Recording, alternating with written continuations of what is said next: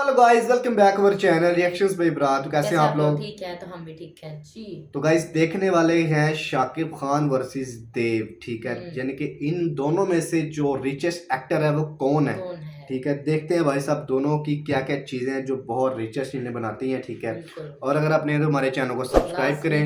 एक और चैनल, उसका लिंक जो है डिस्क्रिप्शन में है, वहाँ पे मूवी आने वाली है। बहुत से लोग मुझे कमेंट कर रहे थे भाई मूवी किधर है, मूवी किधर है। भाई मूवी का थोड़ा सा ना मसला होता है, मूवी पे रिएक्शन करने के लिए बहुत सी चीज़ों से गुजरना पड़ता है, ठीक है। बिल्कुल ऐसा ही तो है। इंशाल्लाह मुझे बड़ी उम्मीद है कि आज आपको मूवी मिलेगी उधर, ठीक है। तो उसको जाकर सब्सक्राइब करो, लाज़मी। लाइक करो।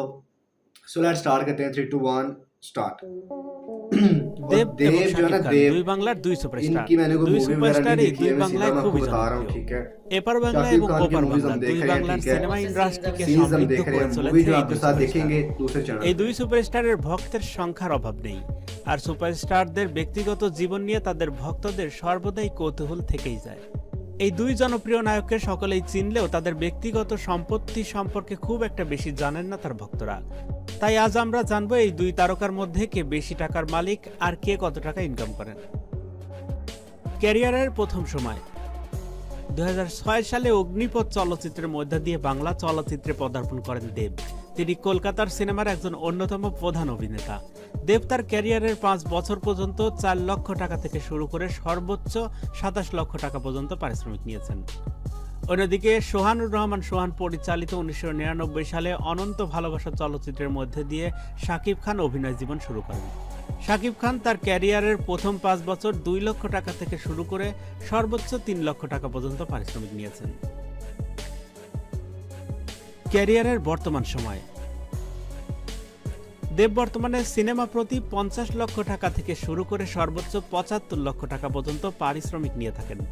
অন্যদিকে শাকিব খান বর্তমানে সিনেমা প্রতি 55 লক্ষ টাকা থেকে শুরু করে সর্বোচ্চ 80 লক্ষ টাকা পর্যন্ত পারিশ্রমিক নিয়েছেন।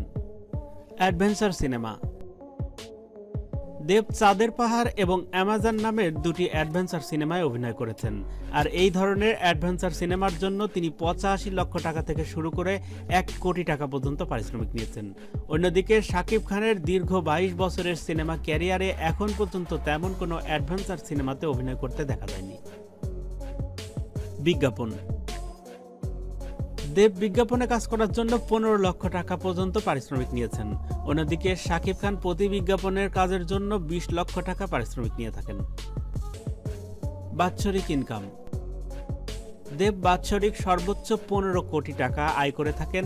অন্যদিকে শাকিব খান বাৎসরিকভাবে সর্বোচ্চ 34 কোটি টাকা আয় করেছেন।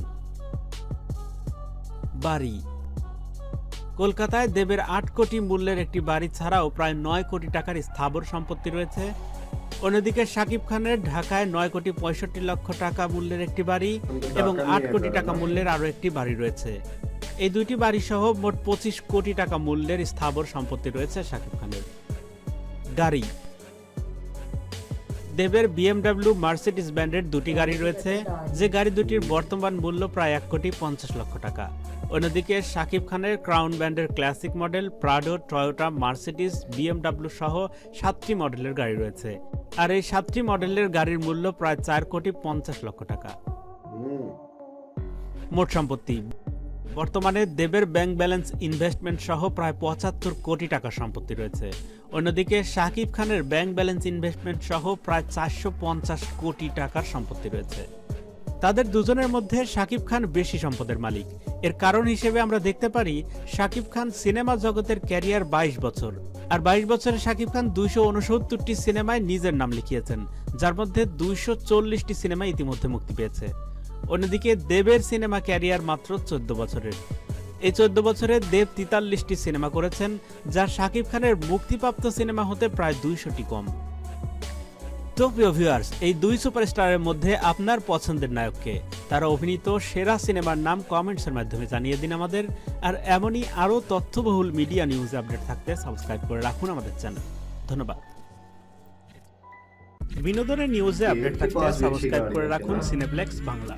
शाकिब खान के उनकी पास भी तो बहुत हैं ही अच्छी गाड़ियाँ, वो तो नंबर 1 एक्टर हैं, ठीक है। एक्टर हैं बिल्कुल। और मुझे बैंक बैलेंस की थोड़ी समझ नहीं आई, वो कितना हाँ। नीचे लिखा हुआ था। कितना तो लिखा मुझे हुआ कमेंट करना कि बैंक बैलेंस दोनों में इनकी कितना फ़र्क है। कितना देव का बैंक बैलेंस कितना है और शाकिब खान का कितना है, ठीक है। हम्म। और देव के बारे में देखूंगा भाई साहब कि देव की कौन कौन सी अच्छी मूवी हैं, ज़्यादा इसमें दिखाई गई, लेकिन नाम की हाँ समझ नहीं आई क्योंकि समझ नहीं बंगाली में आई लिखा हाँ हुआ था। और अगर आप लोग चाहते हो कि देव के ऊपर वीडियोस आएँ तो वो भी आए कमेंट कर सकते हैं, ठीक है। और बिल्कुल शाकिब खान के लिए एक अलग से चैनल बना दिया है भाई, ठीक है, वहाँ पे शाकिब खान की मूवीज़ पे रिएक्शन होगा।